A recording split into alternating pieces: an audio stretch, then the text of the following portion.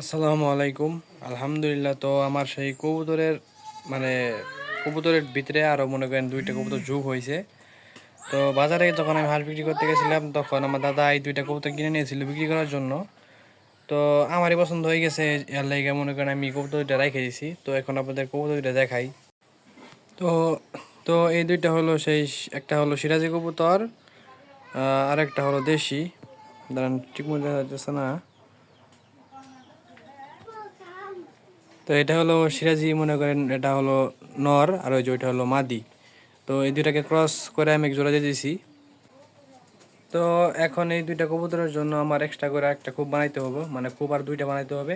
কারণ বাচ্চা দুই কবুতর আমার মনে করেন নর হয়েছে, তো ওইটির জন্য একটা খুব বানাইতে হবে, আর এই জোড়ার জন্য একটা খুব বানাইতে হবে। তো এই ২টা কবুতর আমি কিনে আনছিলাম হলো ৫০০ টাকা দিয়ে, মানে দাম একটু কমই পাইছি, এলে কিনে নিছি আর কি, হাঁস বিক্রি করার টাকা দিয়ে আর কি কবুতর ২টা আমি কিনে লইছি। তো এই দুটোর জন্য এখন খুব বানাইতে হবে। তো বর্তমানে আমার খুবের অবস্থা আপনাদের দেখাই। তো এই যে হলো আমার কবুতরের খুব, এখানে মনে করেন বর্তমানে ৩ জোড়া খুব আছে, ৩ জোড়া খুবের ভিতরে কবুতর আছে।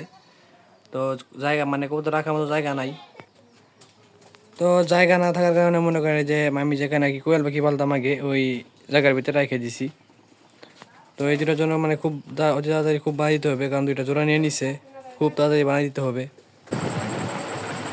তো যারা আর কি খামার সেক্টর হিসাবে কবুতর পালন করতেছেন, তারা মনে করেন সিরাজি আর দেশি কবুতর জোড়া দিয়ে দেখেন, রেজাল্টটা খুব ভালো হবেন, বাচ্চাগুলো অনেক বড় বড় হবে। তো এই কারণে মনে করেন আমি সিরাজি কবুতর কিনে দেশি কবুতরের সাথে জোড়া দেই। তো আজকের ভিডিওটা এই পর্যন্তই ছিল। সবাই আমার জন্য দোয়া করবেন, সবাই ভালো থাকবেন। আসসালামু আলাইকুম।